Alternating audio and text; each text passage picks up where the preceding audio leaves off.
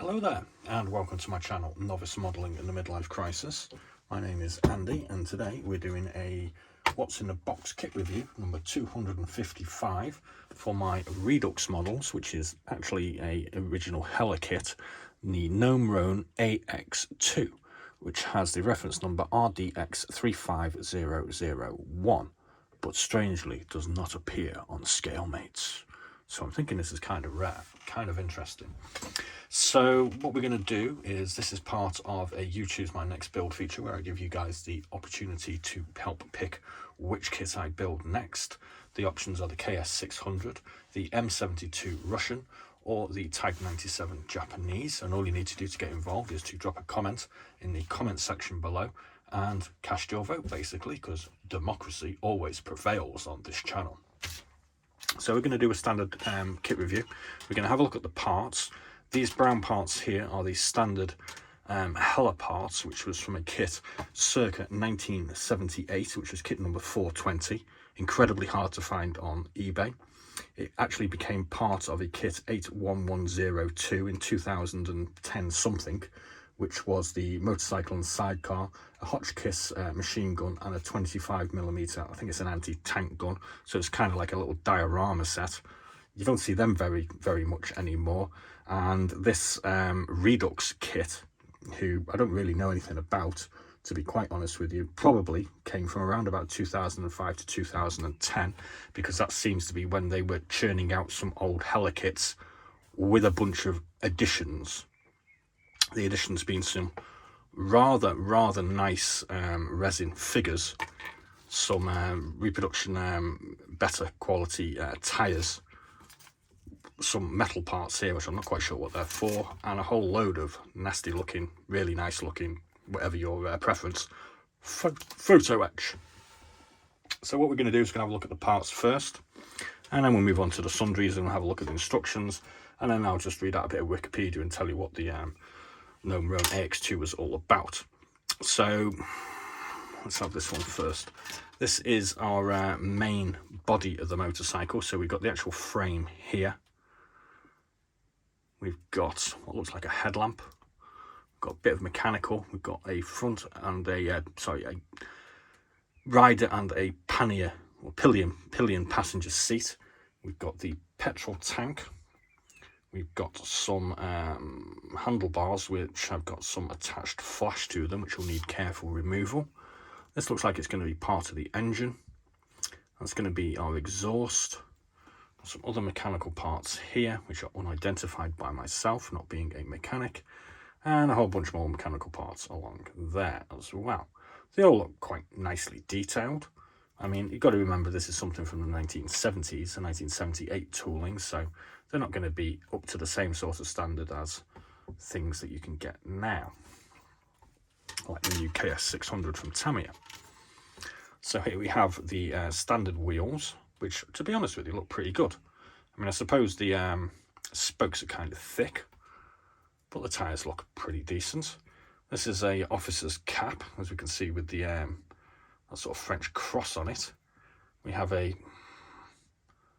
gargoyle face with some flash. We have some pannier bags.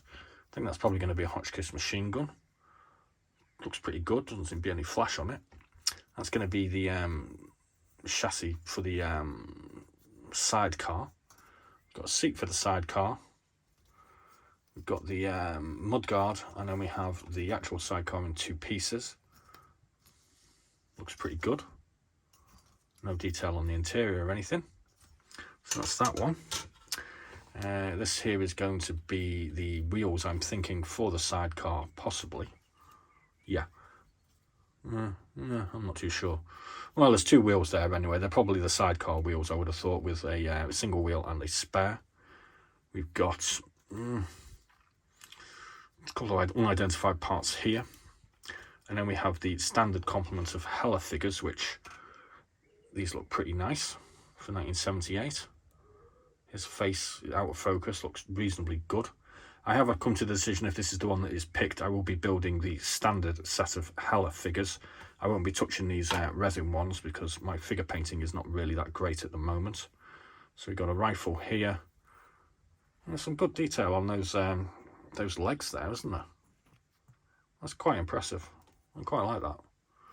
And there's the other tunic. So we actually get 3 figures with this. We get 2 for the motorbike and 1 standing officer, I think it is. Or do we get 2? Let me just check. 1. Yeah, we only get 3 figures. So these are probably the rider, I'm thinking. Again, nice detail on the legs. Hands are going to need a bit of attention. They've got some nasty flash in them, in the fingers. Got a 2-part body with a tunic. Standard French helmet, a little bread bag or sort of some sorts. Another tunic here. I'm thinking that's probably going to be our officer figure. And we get, I don't know, he seems to be on crutches or something, carrying, I don't know. There's no real instructions for the figures, you see. So he seems to be carrying 2 different canes. So maybe he's injured. I'm not exactly certain. We'll have to build it to find out, I guess. Yeah, interesting. Okay, so now we're moving on to the parts that don't come with the Hella, but come with this Redux Models Rebox. So as we can see here, we get 2 sheets of photo etch with a whole load of wheels to be attached together. Let's just see if we can't pull that out of the bag so we can get a better look. These did actually have a bit of a bend in them when I got them out of the bag. So there we go. Very, very thin spokes. We also get some replacement tyres and some new satchel bags. Some other parts of the engine mechanism by the look of it. We get these 3 little mystery metal things, which I'm guessing are for attaching the wheels to. And then we get these figures, which are great. I mean, these are all the sort of small parts for the figures. I've just left those ones in the bag. But as we can see, they're really, really very nice quality. Again, I'm guessing this is 2005 to 2010. They look really good. And then we've got these 2 figures here. So again, they look really nice. And the faces, they look really good. This guy's got a moustache, so there's our officer with his hat. And they come with a whole other load of bits, including a rifle with a trigger. Don't see that very often. Okay, let's pop those out of the way and we'll have a nose at the instructions.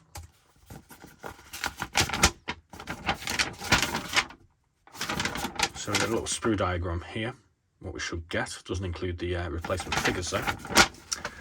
And then we're getting into the wheels, which as we can see are the spoked version using the photo etch.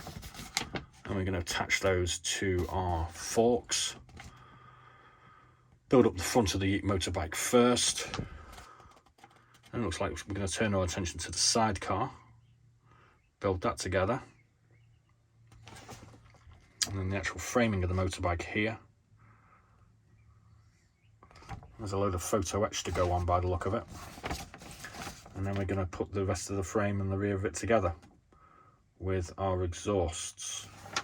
Is that what they are? No, I don't know. Yeah, I don't know anyway. And then we're going to put our figures on something like that. And they're the other 2 figures, so I don't know where these walking canes come into it. I have no idea. No idea what that's all about. We'll have to build it to find out. It's as simple as that. So, let's just have a quick look at Wiki and read up a little bit about the Gnome Rhone AX2. The Gnome et Rhone AX2 is a sidecar from the French manufacturer Gnome et Rhone, built from 1937 to 1940, mainly for military use, including production under license by Terrat. About 2,700 AX2s were produced before June 1940. The AX2 is a derivative of the 750 CM3 Gnome Rhone XA off-road motorcycle released in 1935. The AX2's flat twin engine derives from the engine of the Gnome et Rhone 750X, which gave the solo motorcycle a power of 35 horsepower from 1935 and a top speed of 150 kilometers an hour. The AX2's engine develops 18.5 horsepower at 4,000 RPM. The standard AX2 receives a device already tested on some XAs. A drive shaft transmits traction to the sidecar wheel to significantly improve off-road performance. So we're actually getting the sidecar wheel actually gets traction as well, instead of it just being a dud, while being raised on the road to facilitate its cornering. The standard AX2 with drive wheel on the sidecar is sometimes referred to as the AX2RM. The stamped steel frame has no suspension on the rear wheel, while a trapezoidal fork dampens vibrations on the front wheel. All wheels of the vehicle are interchangeable. The sidecar is manufactured by Bernardet, and its body is specially designed to improve the off-road performance and carrying capacity of the AX2. So as we previously hinted, this is part of a You Choose My Next Build feature, where I am asking you guys to get involved by commenting in the comments section. The choices are the Gnome Rhone, for which this what's in the box is for. We did the KS600 motorcycle this morning. We'll be doing the M72 by Zvezda tomorrow, and we'll also be doing this rather interesting Imperial Japanese Army Type 97 motorcycle Rikuo with sidecar, which is by a company called Pit Road. Prices on this, I've really got absolutely no idea. I actually picked this up from my mate Mikey and of the Model Barn, and I think I paid about 10 quid for it, which it's transposes is seemingly a really good deal because it's just not there. It's almost invisible it's invisible on ScaleMates. And you know, so it's kind of hard to find, especially even harder to find, I imagine, with all these cool extra parts on it. So, oh yeah, we get some decals as well, just some little number plates. So please do get involved with the voting process if you haven't tried before. Just basically stick in Zvezda, Redux, Tamiya or Pit Road, or you can put the motorcycle brand, or you can just put Russian, French, German or Japanese. And really no great bother to me. So today is Monday the 19th. Sorry, yesterday was Monday the 19th, where we did an introductory video to this. Tuesday the 20th we'll be doing this one, and we've already done the KS600. Wednesday the 21st we'll be doing the other two motorbikes, and voting will close at midnight UK time on the 21st, and we'll be building the kit ASAP. To follow this up, we're probably going to be doing a D-Day build with some slightly larger 135 vehicles, and hopefully we'll get this finished before D-Day commences. So thanks very much for watching. Please do like and subscribe, and as always, be seeing you.